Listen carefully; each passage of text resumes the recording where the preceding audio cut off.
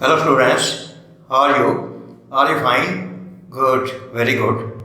Dear students, ਜਿਵੇਂ ਕਿ ਤੁਹਾਨੂੰ ਪਤਾ ਹੀ ਹੈ ਕਿ 59 94 ETT ਦੀਆਂ ਪੋਸਟਾਂ ਦੀ ਐਡਵਰਟੀਜ਼ਮੈਂਟ ਆਉਣ ਵਾਲੀ ਹੈ ਔਰ ਉਹਦੇ ਵਾਸਤੇ ਟੈਟ ਤੋਂ ਬਾਅਦ ਹੁਣ ਪੇਪਰ 2 ਵੀ ਹੋਣਾ ਹੈ 100 ਮਾਰਕਸ ਦਾ ਔਰ ਉਹਦੇ ਵਿੱਚ ਜਿਹੜੀ ਤੁਹਾਡੀ ਪਰਫਾਰਮੈਂਸ ਹੈ ਦੈਟ ਕਾਊਂਟਸ ਮੱਚ। ਉਹਦੇ ਵਿੱਚ ਤੁਹਾਡੀ ਜਿਹੜੀ ਮੈਰਿਟ ਹੈ ਉਹ ਬਹੁਤ ਜ਼ਿਆਦਾ ਕਾਊਂਟ ਕਰਦੀ ਹੈ ਔਰ ਟੈਟ ਦੇ ਵਿੱਚ ਉਹਦੇ ਜਸਟ ਕੁਆਲੀਫਾਈ ਕਰਨਾ ਆਪਾਂ ਹੁੰਦਾ ਵੀ ਮੀਨਿੰਗ ਕਿ ਮਿਨੀਮਮ ਮਾਰਕਸ ਲੈ ਕੇ ਉਹਦੀ ਜਿਹੜੀ ਮੈਰਿਟ ਦੇ ਵਿੱਚ ਐਡ ਨਹੀਂ ਹੁੰਦੇ।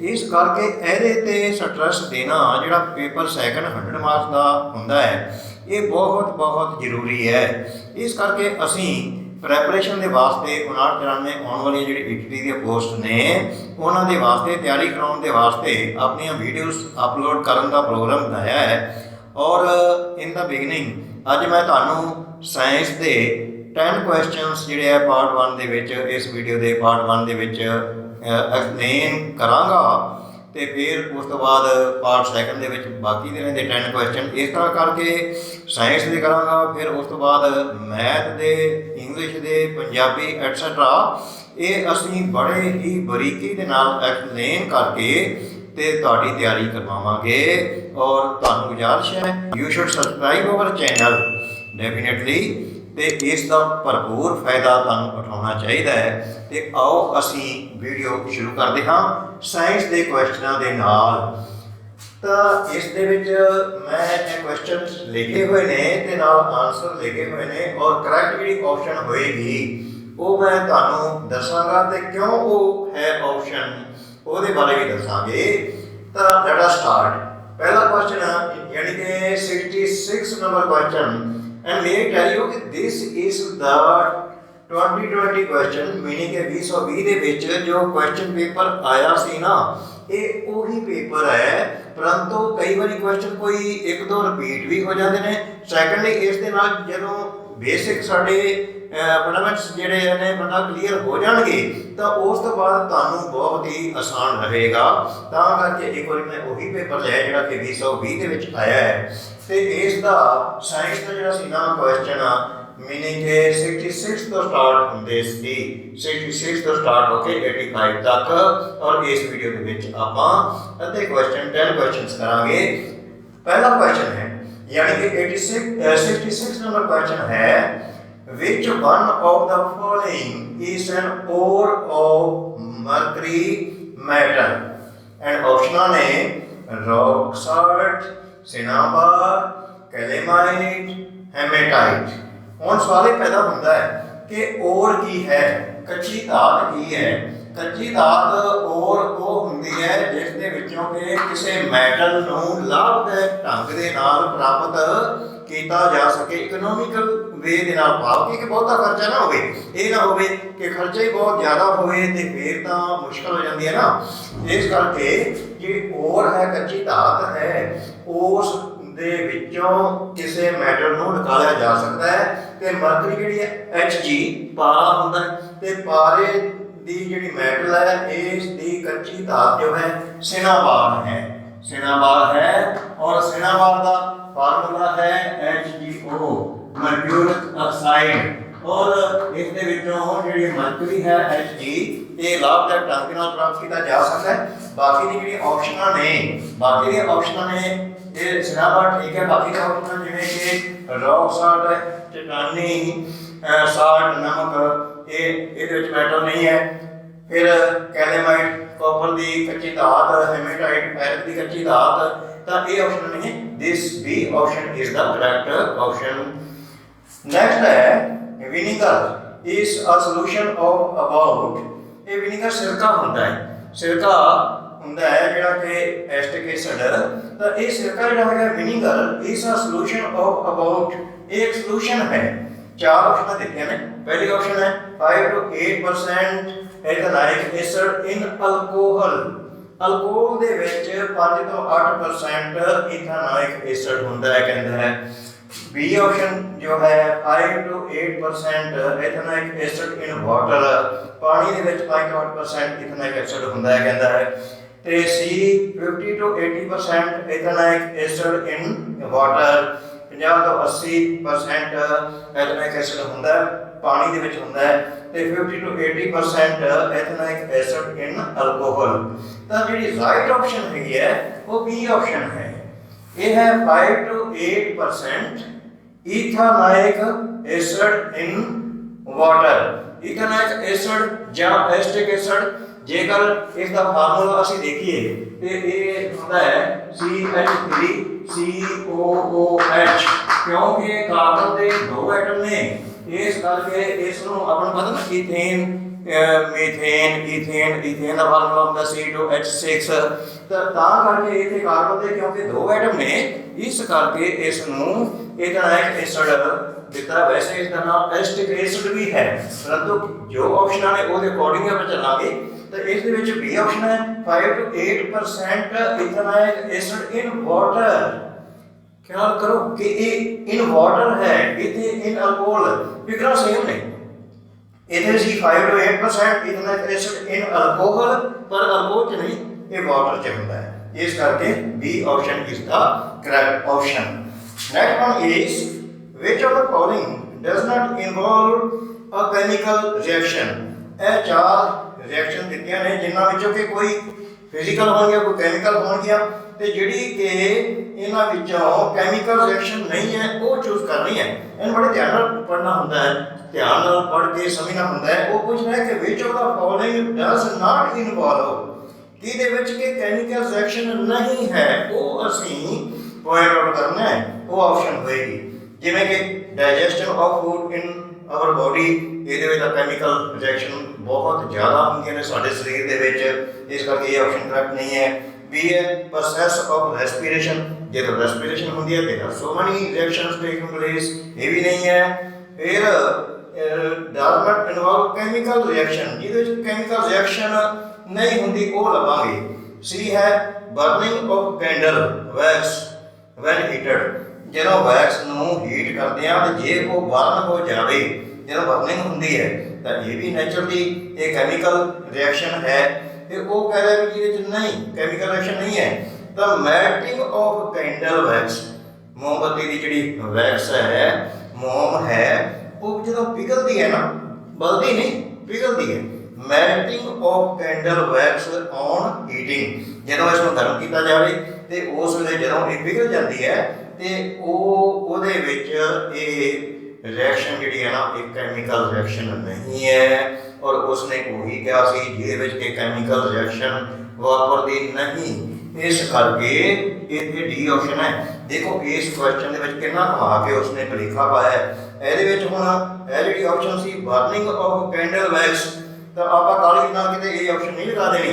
ਇਹ ਬਰਨਿੰਗ ਆਫ ਕੈਂਡਲ ਵੈਕਸ ਜਦੋਂ ਬਰਨਿੰਗ ਹੋ ਗਈ ਤੇ ਆਪਾਂ ਨੂੰ ਪਤਾ ਦੋ ਤਰ੍ਹਾਂ ਦੇ ਰਿਐਕਸ਼ਨ ਹੁੰਦੇ ਨੇ, ਕੈਮੀਕਲ ਰਿਐਕਸ਼ਨ ਹੁੰਦੀਆਂ ਨੇ, ਇੱਕ ਫਿਜ਼ੀਕਲ ਰਿਐਕਸ਼ਨ ਹੁੰਦੀਆਂ ਨੇ। ਜਿਹੜੇ ਕੈਮੀਕਲ ਰਿਐਕਸ਼ਨ ਨੇ ਉਹਦੇ ਵਿੱਚ ਜਦੋਂ ਇੱਕ ਚੀਜ਼ ਤੋਂ ਦੂਜੀ ਚੀਜ਼ ਬਣ ਜਾਂਦੀ ਹੈ ਨਾ, ਫਿਰ ਉਸ ਨੂੰ ਵਾਪਸ ਪਹਿਲੀ ਚੀਜ਼ ਦੇ ਵਿੱਚ ਪਰਤਾਇਆ ਨਹੀਂ ਜਾ ਸਕਦਾ, ਉਸ ਨੂੰ ਫੇਰ ਪ੍ਰਾਪਤ ਨਹੀਂ ਕੀਤਾ ਜਾ ਸਕਦਾ। ਜਦੋਂ ਕਿ ਜਿਹੜੀ ਫਿਜ਼ੀਕਲ ਰਿਐਕਸ਼ਨ ਹੈ ਉਹਦੇ ਵਿੱਚ ਹੁੰਦਾ ਕੀ ਹੈ ਵੀ ਇੱਕ ਫਾਰਮ ਤੋਂ ਦੂਜੀ ਫਾਰਮ ਦੇ ਵਿੱਚ ਜੋ ਹੈ ਪਦਾਰਥ ਬਦਲ ਜਾਂਦਾ ਹੈ, ਪਰੰਤੂ ਪਹਿਲੀ ਫਾਰਮ ਦੇ ਵਿੱਚ ਉਸ ਨੂੰ ਫੇਰ ਲਿਆਂਦਾ ਜਾ ਸਕਦਾ ਹੈ। ਇਸ ਕਰਕੇ the right option is D option, melting of candle wax on heating. Okay, do you understand? Next 69 number question है, a diamond toothed saw is usually used for cutting। ਹੁਣ diamond ਕੀ ਹੈ? diamond ਕੀ ਹੈ ਆਪਾਂ ਨੂੰ ਪਤਾ ਹੈ ਨਾ ਕਿ ਇਹ ਇੱਕ ਬਹੁਤ ਹੀ ਸਖਤ ਪਦਾਰਥ ਹੈ ਜਿਹੜਾ ਕਿ ਆਧਾਤ ਹੈ ਕਾਰਬਨ ਦਾ ਇੱਕ ਬਹੁ ਰੂਪ ਹੈ। ਡਾਇਮੰਡ ਤੇ ਹੀਰਾ ਜਿਹੜਾ ਹੈ, ਹੀਰਾ ਆਪਾਂ ਕਹਿੰਦੇ ਆ, ਤੇ ਇਸ ਦੀ ਵਰਤੋਂ ਜਿਹੜੀ ਹੈ ਨਾ ਉਹ ਸਾਫ਼ ਹੁੰਦਾ ਹੈ ਆਰਾ, ਲੱਕੜੀ ਨੂੰ ਕੱਟਣ ਵਾਲਾ ਵੀ ਆਰਾ ਹੁੰਦਾ ਹੈ, ਪਰੰਤੂ ਇਹ ਆਰਾ ਜਿਹੜਾ ਸਾਫ਼ ਇਹ ਹੈਗਾ ਕਿ ਡਾਇਮੰਡ ਜਿਹੜਾ ਕਿ ਡਾਇਮੰਡ ਜਿਹਦੇ ਤੇ ਲੱਗਿਆ ਹੋਇਆ ਹੈ, ਜਿਸ ਦੇ ਕਿ ਦੰਦ ਡਾਇਮੰਡ ਦੇ ਬਣੇ ਹੋਏ ਨੇ। ਤਾਂ ਇਸ ਯੂਜ਼ਲੀ ਯੂਜ਼ਡ ਫॉर ਕਟਿੰਗ, ਇਹਨਾਂ ਵਿੱਚੋਂ ਕੋਈ ਇੱਕ ਚੀਜ਼ ਕੱਟਣ ਦੇ ਉਹ ਕੰਮ ਆਉਂਦਾ ਹੈ। ਔਰ ਉਹ ਕੀ ਚੀਜ਼ ਹੈ? ਪਹਿਲਾਂ ਲਿਖਿਆ ਹੈ ਸਟੀਲ ਗਾਰਡਰਸ, ਵੀ ਜਿਹੜੇ ਸਟੀਲ ਦੇ ਗਾਰਡਰ ਹੈਗੇ ਨੇ ਉਹਨਾਂ ਨੂੰ ਕੱਟਣ ਦੇ ਨਹੀਂ। लॉग्स ऑफ वुड लकड़ी कट्टन दे ਉਹਦਾ दूसरा वुड वाला सॉ ਹੁੰਦਾ है। मार्बल स्लैब्स ਤੇ ਐਸਬੈਸਟਸ ਸ਼ੀਟਸ, ਤਾਂ ਮਾਰਬਲ ਨੂੰ ਕੱਟਣ ਦੇ ਵਾਸਤੇ, ਮਾਰਬਲ ਦੀਆਂ ਸਲੈਬਸ ਨੂੰ ਕੱਟਣ ਦੇ ਵਾਸਤੇ ਜਿਹੜਾ ਸੌ ਵਰਤਿਆ ਜਾਂਦਾ ਹੈ ਉਹਦੇ ਉੱਤੇ ਇਹ ਜਿਹੜਾ ਹੈ डायमंड टूथ लग्या होता है। इस करके C option is the correct option in this case. Next 17 question, most of the plants absorb nitrogen in following forms, कि पौधे ਨੂੰ ਨਾਈਟ੍ਰੋਜਨ ਚਾਹੀਦੀ ਹੁੰਦੀ ਹੈ ਔਰ ਜਦੋਂ ਆਪਾਂ ਉਸ ਨੂੰ ਖਾਦ ਪਾਉਂਦੇ ਹਾਂ ਜਾਂ ਉੱਪਰੋਂ ਨੈਚੁਰਲ ਢੰਗ ਦੇ ਨਾਲ ਐਟਮੋਸਫੀਅਰ ਦੇ ਵਿੱਚੋਂ ਬਾਰਿਸ਼ ਹੁੰਦੀ ਹੈ ਤੇ ਨਾਈਟ੍ਰੋਜਨ ਉਦੋਂ ਵੀ ਮਿਕਸ ਹੁੰਦੀ ਹੈ ਧਰਤੀ ਦੇ ਵਿੱਚ, ਪਰੰਤੂ ਉਹ ਉਸ ਨੂੰ ਸੋਖ ਕਿਸ ਰੂਪ ਵਿੱਚ ਸੋਖਦੇ ਨੇ? ਤਾਂ ਇਹ ਦਿੱਤਾ ਹੋਇਆ ਹੈ ਕਿ ਪ੍ਰੋਟੀਨ ਦੀ ਸ਼ੇਪ ਦੇ ਵਿੱਚ, ਕਿ ਨਾਈਟ੍ਰੇਟਸ ਐਂਡ ਨਾਈਟ੍ਰਾਈਟਸ ਦੀ ਸ਼ੇਪ ਦੇ ਵਿੱਚ। ਤੇ ਜਦੋਂ ਅਸੀਂ ਨਾਈਟ੍ਰੋਜਨ ਚੱਕਰ ਪੜ੍ਹਦੇ ਹਾਂ ਨਾ ਬੁੱਕਸ ਦੇ ਵਿੱਚ, ਐਟ ਦੈਟ ਟਾਈਮ ਸਾਨੂੰ ਪਤਾ ਹੁੰਦਾ ਹੈ ਕਿ ਪਹਿਲਾਂ ਐਟਮੋਸਫੇਅਰ ਦੇ ਵਿੱਚ ਨਾਈਟ੍ਰੋਜਨ ਹੁੰਦੀ ਹੈ, ਉਹ ਫਿਰ ਉਸ ਦੇ ਵਿੱਚ ਨਾਈਟ੍ਰੇਟਸ ਬਣ ਜਾਂਦੇ ਨੇ, ਫਿਰ ਨਾਈਟ੍ਰਾਈਟਸ ਸ਼ੇਪ ਹੋ ਜਾਂਦੇ ਨੇ, ਫਿਰ ਧਰਤੀ ਵਿੱਚ ਮਿਲ ਜਾਂਦੇ ਨੇ, ਫਿਰ ਪੌਦੇ ਉਸ ਨੂੰ ਚੂਸਦੇ ਨੇ। ਤਾਂ ਇਸ ਕਰਕੇ ਇਹ ਜਿਹੜਾ ਨਾਈਟ੍ਰੇਟਸ ਐਂਡ ਨਾਈਟ੍ਰਾਈਟਸ ਸ਼ੇਪ ਹੈ, ਨਾਈਟ੍ਰੇਟ ਦਾ NO3 ਫਾਰਮੂਲਾ ਹੁੰਦਾ ਹੈ, NO3 ਨਾਈਟ੍ਰੇਟ ਤੇ ਨਾਈਟ੍ਰਾਈਟ NO2 ਹੁੰਦਾ ਹੈ। ਤਾਂ ਇਹ ਜਿਹੜੇ NO3 ਤੇ NO2 ਦੇ ਰੂਪ ਦੇ ਵਿੱਚ ਮੀਨਿੰਗ ਕਿ ਨਾਈਟ੍ਰੇਟਸ ਐਂਡ ਨਾਈਟ੍ਰਾਈਟਸ ਦੀ ਸ਼ੇਪ ਦੇ ਵਿੱਚ ਇਸ ਨੂੰ ਅਬਜ਼ੌਰਬ ਪੌਦੇ ਕਰਦੇ ਨੇ। ਇਸ ਕਰਕੇ ਬੀ ਜਿਹੜੀ ਹੈ option that is correct. Urea, ਹੁਣ ਵੀ ਤੁਸੀਂ ਸੋਚ ਰਹੇ ਹੋਗੇ ਕਿ ਯੂਰੀਆ ਵਿੱਚ ਵੀ ਨਾਈਟ੍ਰੋਜਨ ਹੁੰਦੀ ਹੈ, ਪਰੰਤੂ ਯੂਰੀਆ ਵਿੱਚ ਇਹ ਸੱਚ ਨਹੀਂ ਉਹ ਸੋਖ ਸਕਦੇ, ਉਹ ਪਹਿਲਾਂ ਨਾਈਟ੍ਰਾਈਟਸ ਤੇ ਨਾਈਟ੍ਰੇਟ ਦੇ ਵਿੱਚ ਬਦਲਦੀ ਹੈ, ਟੁੱਟਦੀ ਹੈ ਯੂਰੀਆ, ਤੇ ਫਿਰ ਉਸ ਤੋਂ ਬਾਅਦ ਇਹ ਚੇਂਜ ਹੋ ਕੇ ਫਿਰ ਉਸ ਨੂੰ ਅਬਜ਼ਰਵ ਕਰਦੇ ਨੇ ਜਿਹੜਾ ਰਾਹੀਂ ਜੋ ਪਲਾਂਟਸ ਹਨ। So B option is the correct option. 71 the instrument used for measuring the blood pressure, ਜਦੋਂ ਆਪਾਂ ਡਾਕਟਰ ਕੋਲ ਜਾਂਦੇ ਹਾਂ ਤੇ ਡਾਕਟਰ ਜੋ ਹੈ ਇੱਥੇ ਇੱਕ ਤਰ੍ਹਾਂ ਦਾ ਪਟਾ ਲਪੇਟ ਕੇ ਤੇ ਫਿਰ ਮਤਲਬ ਕਿ ਨਾਮ ਇਸ ਤਰ੍ਹਾਂ ਕਰਕੇ ਹਵਾ 'ਚ ਭਰਦਾ ਹੈ, ਉਸ ਦਾ ਨਾਮ ਕੀ ਹੈ ਇੰਸਟਰੂਮੈਂਟ ਦਾ? ਔਰ ਉਹ ਸਾਰਿਆਂ ਨੂੰ ਤਕਰੀਬਨ ਪਤਾ ਹੀ ਹੁੰਦਾ ਹੈ ਕਿ ਉਹ ਸਫਿਗਨੋ ਮੈਨੋਮੀਟਰ, ਸਫਿਗਨੋ ਮੈਨੋਮੀਟਰ ਉਸ ਦਾ ਨਾਮ ਹੈ ਉਸ ਇੰਸਟਰੂਮੈਂਟ ਦਾ। ਤਾਂ ਬੀ ਆਪਸ਼ਨ ਹੈ ਇਸ ਦੇ ਵਿੱਚ। ਬਾਕੀ ਦੀਆਂ ਆਪਸ਼ਨਾਂ ਨੇ, ਬੈਰੋਮੀਟਰ ਜਿਹੜਾ ਹੈਗਾ ਉਹਦਾ ਐਟਮੋਸਫੇਅਰ ਪ੍ਰੈਸ਼ਰ ਵਾਸਤੇ ਹੁੰਦਾ ਹੈ, ਮੈਨੋਮੀਟਰ ਔਰ ਪੋਟੈਂਸ਼ੀਓਮੀਟਰ ਪੋਟੈਂਸ਼ੀਅਲ ਡਿਫਰੈਂਸ ਮਾਪਣ ਵਾਸਤੇ। ਤਾਂ ਇਹ ਹੈ B option is the correct option. 72 one of the following does not have a nucleus, this one is, ਇਹ ਜਿਹੜੇ ਨੇ ਦਿੱਤੇ ਹੋਏ ਨੇ ਸੈੱਲ ਔਰ ਉਹਨਾਂ ਵਿੱਚੋਂ ਇੱਕ ਦੇ ਵਿੱਚ ਨਿਊਕਲੀਅਸ ਨਹੀਂ ਹੁੰਦਾ। ਨਿਊਕਲੀਅਸ ਆਪਾਂ ਨੂੰ ਪਤਾ ਕਿ ਕੰਟਰੋਲ ਕਰਦਾ ਸਾਰੀਆਂ ਸੈੱਲ ਦੀਆਂ ਕਿਰਿਆਵਾਂ ਦੇ ਉੱਤੇ, ਪਰੰਤੂ ਇਹਨਾਂ ਵਿੱਚੋਂ ਇੱਕ ਦੇ ਵਿੱਚ ਨਿਊਕਲੀਅਸ ਹੁੰਦਾ ਹੀ ਨਹੀਂ। ਕਿਹਦੇ ਵਿੱਚ ਨਹੀਂ ਹੁੰਦਾ? ਕੀ ਉਹ ਰੈੱਡ ਬਲੱਡ ਸੈੱਲ ਵਿੱਚ, ਕੀ ਵਾਈਟ ਬਲੱਡ ਸੈੱਲ ਵਿੱਚ, ਕੀ ਗਾਰਡ ਸੈੱਲ ਵਿੱਚ, ਕੀ ਐਪੀਡਰਮਲ ਸੈੱਲ ਦੇ ਵਿੱਚ। ਹੁਣ ਆਪਾਂ ਨੂੰ ਪਤਾ ਹੋਣਾ ਚਾਹੀਦਾ ਰੈੱਡ ਬਲੱਡ ਮਨੁੱਖੀ ਖੂਨ ਦੇ ਵਿੱਚ 3 ਤਰ੍ਹਾਂ ਦੇ ਜੋ ਸੈੱਲ ਹੁੰਦੇ ਨੇ, ਇੱਕ ਹੁੰਦੇ ਨੇ ਰੈੱਡ ਬਲੱਡ ਕਾਰਪਸਲ, ਇੱਕ ਹੁੰਦੇ ਨੇ ਵਾਈਟ ਬਲੱਡ ਕਾਰਪਸਲ, ਇੱਕ ਹੁੰਦੇ ਨੇ ਪਲੇਟਲੈਟਸ। ਤਾਂ ਇਹ ਜਿਹੜੇ ਨੇ ਨਾ red blood cell, red blood corpuscle, ਇਹਦੇ ਵਿੱਚ ਨਿਊਕਲੀਅਸ ਨਹੀਂ ਹੁੰਦਾ, ਗੋਲਾਕਾਰ ਦੇ ਇਹਦੇ ਵਿਚਕਾਰ ਦਾ ਨਿਊਕਲੀਅਸ ਨਹੀਂ ਹੁੰਦਾ। ਤੇ ਇਹ ਤਾਂ ਕਰਕੇ ਆਪਸ਼ਨ ਜਿਹੜੀ ਹੈਗੀ ਨਾ ਇਹ ਰੈੱਡ ਬਲੱਡ ਕਾਰਪਸਲਸ ਇਸ ਦੀ ਆਪਸ਼ਨ ਹੈ। ਵਾਈਟ ਬਲੱਡ ਸੈੱਲ ਦੇ ਵਿੱਚ ਵੀ ਹੁੰਦਾ ਹੈ ਔਰ ਗਾਰਡ ਸੈੱਲ ਜਿਹੜੇ ਹੈਗੇ ਨੇ, ਗਾਰਡ ਸੈੱਲ ਇਹ ਪਲਾਂਟਸ 'ਚ ਹੁੰਦੇ ਨੇ। ਪਲਾਂਟਸ ਗਾਰਡ ਕਰਦੇ ਨੇ ਕਿ ਇਵੈਪੋਰੇਸ਼ਨ ਨੂੰ ਕੰਟਰੋਲ ਕਰਦੇ ਨੇ ਜਾਂ ਬਾਹਰੋਂ ਗੈਸਾਂ ਜਿਹੜੀਆਂ ਨੇ ਆਉਣ ਜਾਣ ਦਾ ਉਹਨੂੰ ਗਾਰਡ ਕਰਦੇ ਨੇ। ਔਰ ਐਪੀਡਰਮਲ ਸੈੱਲ ਹੁੰਦੇ ਨੇ, ਉਸ ਦੇ ਵਿੱਚ ਐਪੀਥੀਲੀਅਲ ਟਿਸ਼ੂ ਹੈ, ਮਤਲਬ ਕਿ ਬਾਹਰਲੀ ਜਿਹੜੀ ਚਮੜੀ ਹੈ ਉਹ ਸੈੱਲ ਜਿਹੜੀ ਬਣੀ ਹੁੰਦੀ ਹੈ ਉਹਨਾਂ ਨੂੰ ਐਪੀਡਰਮਲ ਸੈੱਲ ਕਹਿੰਦੇ ਨੇ। ਤਾਂ right option is red blood cell. Let us proceed further. Next question is 73. Which of the following statements are true about respiration? Respiration ਦੇ ਸੰਬੰਧੀ ਇਹਨਾਂ ਵਿੱਚੋਂ ਕਿਹੜੀ ਠੀਕ ਸਟੇਟਮੈਂਟ ਹੈ? ਫਸਟ ਹੈ during inhalation ribs move inward and diaphragm is raised, ਕਿ ਜਦੋਂ ਇਹ ਕਿਰਿਆ ਹੁੰਦੀ ਹੈ ਰੈਸਪੀਰੇਸ਼ਨ ਦੀ ਤਾਂ ਇਨਹੇਲੇਸ਼ਨ ਪਹਿਲਾਂ ਹਵਾ ਅੰਦਰ ਜਾਂਦੀ ਹੈ, ਰਿਬਸ ਸਾਡੀਆਂ ਪਸਲੀਆਂ ਅੰਦਰ ਨੂੰ ਜਾਂਦੀਆਂ ਨੇ ਤੇ ਡਾਇਫਰਾਮ ਜੋ ਹੈ ਇਹ ਉੱਪਰ ਉੱਠਦਾ ਹੈ। ਗਲਤ ਸਟੇਟਮੈਂਟ ਹੈ।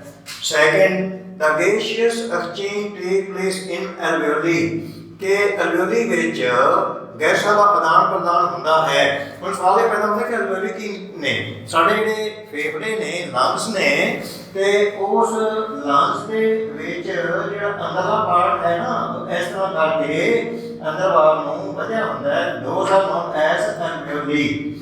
ਤਾਂ ਉਹਦੇ ਅਲਵਿਓਲੀ ਵਿੱਚ ਗੈਸਾਂ ਦਾ ਆਦਾਨ ਪ੍ਰਦਾਨ ਹੁੰਦਾ ਹੈ, ਮਤਲਬ ਕਿ ਆਕਸੀਜਨ ਜਿਹੜੀ ਅਬਜ਼ਰਵ ਹੁੰਦੀ ਹੈ ਤੇ ਕਾਰਬਨ ਡਾਈਆਕਸਾਈਡ ਬਾਹਰ ਨਿਕਲਦੀ ਹੈ। ਇਹ ਗੱਲ ਠੀਕ ਹੈ। ਤਾਂ ਮਤਲਬ ਕਿ ਸੈਕਿੰਡ ਨੰਬਰ ਇੱਕ ਤਰ੍ਹਾਂ ਦੇ ਨਾਲ ਗੱਲ ਠੀਕ ਹੋ ਗਈ, ਪਰੰਤੂ ਅੱਗੇ ਦੇਖਦੇ ਹਾਂ। ਥਰਡ ਹੈ haemoglobin has greater affinity for carbon dioxide. Haemoglobin ਜਿਹੜਾ ਹੈ ਉਹ ਲਹੂ ਦੇ ਵਿੱਚ ਹੁੰਦਾ ਹੈ ਤੇ ਉਸ ਦੀ ਕਾਰਬਨ ਡਾਈਆਕਸਾਈਡ ਦੇ ਪ੍ਰਤੀ ਬੜੀ ਖਿੱਚ ਵੱਧ ਜਾਂਦੀ ਹੈ। ਐਸੀ ਕੋਈ ਗੱਲ ਨਹੀਂ ਹੈ, ਇਹ ਬਿਲਕੁਲ ਗਲਤ ਹੈ। ਤੇ ਫੋਰਥ ਹੈ alveoli increase surface area for the exchange of gases, कि जो ਇਹ ਅਲਵਿਓਲੀ ਹਨ ਉਹਨਾਂ ਦਾ ਸਰਫੇਸ ਏਰੀਆ ਜਿਹੜਾ ਨਾ ਇਹ ਵੱਧ ਜਾਂਦਾ ਹੈ। ਇਹ ਵੱਧ ਜਾਂਦਾ ਹੈ ਵੀ ਤਾਂ ਕਿ ਜ਼ਿਆਦਾ ਏਰੀਆ ਜਿਹੜਾ ਹੈ ਉਹ ਪ੍ਰਦਾਨ ਕੀਤਾ ਜਾ ਸਕੇ ਗੈਸਾਂ ਦੇ ਆਦਾਨ ਪ੍ਰਦਾਨ ਦੇ ਵਾਸਤੇ। ਤੇ ਕਿਉਂਕਿ ਫੇਫੜੇ ਜਿਹੜੇ ਹੈਗੇ ਨੇ ਉਹ ਇਸੇ ਪਰਪਸ ਵਾਸਤੇ ਹੀ ਹੁੰਦੇ ਨੇ ਕਿ ਹਵਾ ਦਾ ਗੈਸਾਂ ਦਾ ਜਿਹੜਾ ਹੈ ਉਹ ਆਦਾਨ ਪ੍ਰਦਾਨ ਹੋਵੇ ਤੇ ਕਾਰਬਨ ਡਾਈਆਕਸਾਈਡ ਬਾਹਰ ਨਿਕਲ ਜਾਵੇ, ਆਕਸੀਜਨ ਬਾਹਰੋਂ ਫਰੈਸ਼ ਅੰਦਰ ਆਵੇ ਤੇ ਉਹ ਦਿਲ ਤੱਕ ਯਾਨੀ ਬਲੱਡ ਰਾਹੀਂ ਜਾਏ ਤੇ ਫਿਰ ਸਾਰੇ ਸਰੀਰ ਦੇ ਵਿੱਚ ਜਾ ਕੇ ਤੇ ਉਸ ਦੇ ਵਿੱਚ ਰੈਸਪੀਰੇਸ਼ਨ ਵਾਪਰੇ। ਇਸ ਕਰਕੇ ਇਹ ਦੋਵੇਂ ਯਾਨੀ ਕਿ ਸੈਕੰਡ ਜੋ ਸਟੇਟਮੈਂਟ ਸੀ ਦੈਟ ਇਜ਼ ਕਰੈਕਟ ਤੇ fourth statement that is also correct. ਤਾਂ ਜਿਹਦੇ ਵਿੱਚ ਸੈਕੰਡ ਤੇ ਫੋਰਥ ਆਪਸ਼ਨ ਵਾਲੀ ਹੋਏਗੀ ਦੈਟ ਇਜ਼ ਦ ਕਰੈਕਟ, ਔਰ ਇਹ ਆਪਸ਼ਨ ਡੀ ਆਪਸ਼ਨ ਦੇ ਵਿੱਚ ਪਈ ਹੈ ਵੀ second and fourth option that is correct. ਇਸ ਕਰਕੇ ਬਾਕੀ ਇਹ ਧਿਆਨ ਨਾਲ ਮੈਚ ਕਰਨੀਆਂ ਹੈ, ਇਹ ਠੀਕ ਨਹੀਂ ਮੈਚ ਕਰਨੀਆਂ। Fourth option D second and fourth ਵੀ ਇਹ ਸੈਕੰਡ ਤੇ ਫੋਰਥ ਜਿਹੜੀਆਂ ਨੇ ਇਹ ਠੀਕ ਫਿੱਟ ਬੈਠਦੀਆਂ ਨੇ ਇਸ ਸਟੇਟਮੈਂਟ ਦੇ ਨਾਲ। ਇਸ ਕਰਕੇ D is the correct option. 74 the correct order of steps occurring in nutrition in animal is. ਤਾਂ ਐਨੀਮਲਸ ਦੇ ਵਿੱਚ ਜਦੋਂ ਨਿਊਟ੍ਰੀਸ਼ਨ ਹੁੰਦੀ ਹੈ, ਜਦੋਂ ਉਹ ਭੋਜਨ ਪ੍ਰਾਪਤੀ ਕਰਦੇ ਨੇ ਤੇ ਉਸ ਦੇ ਵਿੱਚ ਫਿਰ ਕੁਝ ਕਿਰਿਆਵਾਂ ਹੁੰਦੀਆਂ ਨੇ, ਮਤਲਬ ਕਿ ਰਾਈਟ ਜਦੋਂ ਕਿ ਨਿਕਲਿਆ ਜਾਂਦਾ ਭੋਜਨ ਖਾਧਾ ਜਾਂਦਾ ਹੈ ਤੇ ਫਿਰ ਉਹ ਹਜਮ ਹੁੰਦਾ ਤੇ ਉਸ ਨੂੰ ਪੋਕਟ ਪਦਾਰਥ ਨੂੰ ਬਾਹਰ ਕੱਢ ਦਿੱਤਾ ਜਾਂਦਾ ਹੈ ਫੀਸਿਸ ਦੇ ਰੂਪ ਦੇ ਵਿੱਚ। ਤਾਂ ਉੱਥੋਂ ਤੱਕ ਦੀਆਂ ਇਹ ਕੁਝ ਕਿਰਿਆਵਾਂ ਨੇ, ਇਹਦਾ ਕਰੈਕਟ ਆਰਡਰ ਅਸੀਂ ਪਤਾ ਕਰਨਾ ਹੈ। ਪਹਿਲਾ ਹੈ ਇੰਜੈਕਸ਼ਨ, ਵੀ ਭੋਜਨ ਅੰਦਰ ਜਾਂਦਾ ਹੈ, ਫਿਰ ਉਹ ਅਬਜ਼ੌਰਬ ਹੋ ਜਾਂਦਾ ਹੈ, ਵੀ ਹਜਮ ਜਜ਼ਬ ਹੋ ਜਾਂਦਾ ਹੈ ਬਲੱਡ ਦੇ ਵਿੱਚ ਨਾ, ਇਸ ਤੋਂ ਸਿੱਧਾ ਨਹੀਂ ਹੁੰਦਾ। ਤੇ ਫਿਰ ਡਾਈਜੈਸ਼ਨ ਹੁੰਦੀ ਹੈ ਵੀ ਪਹਿਲਾਂ ਅਬਜ਼ੌਰਪਸ਼ਨ ਹੋ ਜਾਵੇ ਫਿਰ ਡਾਈਜੈਸ਼ਨ ਹੋਵੇ। ਇਹ ਤਾਂ ਗੱਲ ਬਿਲਕੁਲ ਗਲਤ ਹੈ। ਪਹਿਲਾਂ ਡਾਈਜੈਸ਼ਨ ਹੋਵੇਗੀ ਉਸ ਤੋਂ ਬਾਅਦ ਅਬਜ਼ੌਰਪਸ਼ਨ ਉਸਦੀ ਹੋਵੇਗੀ। ਇਸ ਕਰਕੇ ਤੇ ਅਸਿਮੀਲੇਸ਼ਨ ਦਾ ਮਤਲਬ ਹੁੰਦਾ ਹੈ, ਅਸਿਮੀਲੇਸ਼ਨ ਦਾ ਮਤਲਬ ਹੁੰਦਾ ਹੈ ਕਿ ਖੂਨ ਦੇ ਵਿੱਚ ਸਮਾ ਜਾਣਾ। ਤਾਂ ਉਹ ਖੂਨ ਦੇ ਵਿੱਚ ਜਜ਼ਬ ਹੋਣਾ ਤੇ ਫਿਰ ਲਾਸਟ ਦੇ ਵਿੱਚ ਡਾਈਜੈਸ਼ਨ ਵੀ ਯਾਨੀ ਕਿ ਪੋਕਟ ਪਦਾਰਥਾਂ ਦਾ ਬਾਹਰ ਨਿਕਲ ਜਾਣਾ। ਇਹ ਆਰਡਰ ਗਲਤ ਹੈ। ਵੀ ਆਰਡਰ ਜਿਹੜਾ ਹੈਗਾ ਵੀ ਇੰਜੈਸਸ਼ਨ ਪਹਿਲਾਂ ਭੋਜਨ ਖਾਧਾ ਜਾਂਦਾ ਹੈ, ਫਿਰ ਡਾਈਜੈਸ਼ਨ ਹੁੰਦੀ ਹੈ, ਡਾਈਜੈਸ਼ਨ ਹੋ ਗਈ, ਫਿਰ ਉਸ ਦੀ ਅਸਿਮੀਲੇਸ਼ਨ ਹੋ ਗਈ ਵੀ ਬਲੱਡ ਦੇ ਵਿੱਚ ਮਿਲ ਗਿਆ ਤੇ ਫਿਰ ਅਬਜ਼ੌਰਪਸ਼ਨ। ਇਸ ਕਰਕੇ ਇਹ ਵੀ ਆਪਸ਼ਨ ਨਹੀਂ ਹੈਗੀ।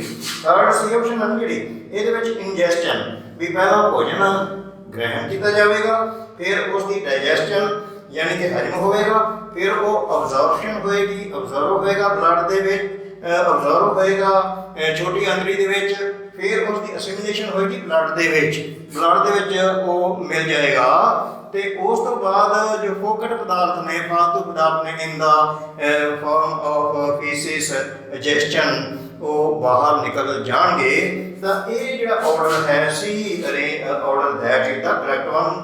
ਇਸੇ ਤਰ੍ਹਾਂ ਡੀ ਜੋ ਹੈ ਇਹਦੇ ਵਿੱਚ ਗਲਤੀ ਕਿੱਥੇ ਹੈ ਕਿ ਪਹਿਲਾਂ ਇੰਜੈਸਸ਼ਨ ਫਿਰ ਅਸਿਮੀਲੇਸ਼ਨ ਤੇ ਨਾਲ ਦੀ ਨਾਲ ਹੀ ਇਹਦਾ ਫੋਰਥ ਸਟੈਪ ਦੇ ਉੱਤੇ ਹੁੰਦੀ ਹੈ। ਇਸ ਕਰਕੇ ਇਹ ਵੀ ਗਲਤ ਹੈ। C option is the correct option for this very question. 75 ਹੈ which of the following molecular formula corresponds to ethyl butanate ester। ਹੁਣ ਇਹ ਫਾਰਮੂਲੇ ਦਿੱਤੇ ਹੋਏ ਨੇ, ਇਹਨਾਂ ਵਿੱਚੋਂ ਐਸਟਰ ਇੱਕ ਹੈਗਾ ਜਿਹਦਾ ਨਾਮ ਹੈ ਇਥਾਈਲ ਬਿਊਟਾਨੋਏਟ ਐਸਟਰ। ਐਸਟਰ ਹੁੰਦੇ ਕੀ ਨੇ? ਜਦੋਂ ਇੱਕ ਅਲਕੋਹਲ ਤੇ ਇੱਕ ਫੈਟੀ ਐਸਿਡ ਆਪਸ ਦੇ ਵਿੱਚ ਰਿਐਕਸ਼ਨ ਕਰਦੇ ਨੇ ਨਾ ਤਾਂ ਉਹਦੇ ਨਾਲ ਐਸਟਰ ਬਣਦਾ ਹੈ।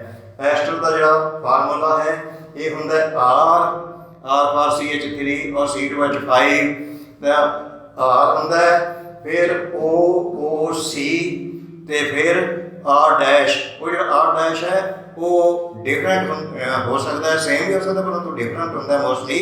भी भाव की है कि इतने जे C2H5 है तो CH3 हो सकता है, तो ये उसका स्ट्रक्चरल फार्मूला है। परंतु एक चीज़ जी है भी राइट आंसर लभन के वास्ते जो बी ऑप्शन ये राइट ऑप्शन है। ये क्यों राइट है? क्योंकि इसे नाम दिता हुआ है ना इथाइल ब्यूटानोएट। हुण ईथेन का पता है अपन भी वो कार्बन के 2 एटम होंगे ने, ईथेन C2H6। ये है इथाइल ते ब्यूटेन दे विच किन्ने होंदे ने 4 कार्बन के एटम होंगे ने, इस करके 4 और 2 किन्ने हो गए जी 6।